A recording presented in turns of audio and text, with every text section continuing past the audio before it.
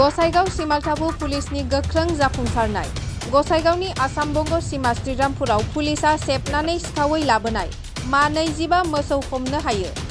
कक्राझार जिल्ला गसाइगाव महकुमानि सिङाव थानाय आसाम बंग सीमा श्रीरामपुराव दिनै फुंनि समाव सिमालथाबु पुलिसा गसाइगाव महकुमा पुलिस बिफाननि गाहाय हिरेन कुमार डेका आरो सिमालथाबु पुलिसनि गाहाय सन्जय कुमार रायनि मोनसे दैदेननाय हानजाया स्रोदै संदाननायाव गंसे NL01 AB1285 नम्बरनि 12 साखा थानाय कन्टेनार गारिनिफ्राय सिखावै लाबोनाय गासै मा 25 नेपालनि मोसौ जब्द खालामनो हायो।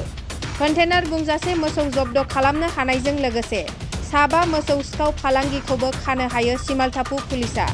मोसौ सिखाव फालांगिफोरखौ बरपेटानि रहिम खान, नजरुल इस्लाम खान, शरीफुल इस्लाम आरो धुबरी जिल्लानि डेरिगेट गामिनि सकिफुल इस्लाम आरो महिदुल इस्लाम होननानै सिनायथिनाय जादों।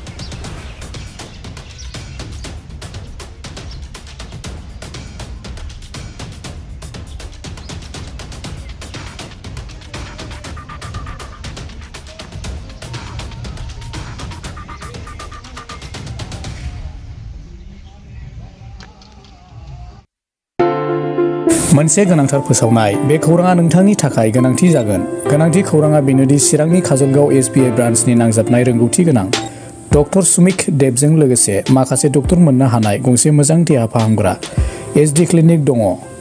फै बिदिब्ला बे देहा फाहामसालियाव मा राहा मोननो हायो नायनि।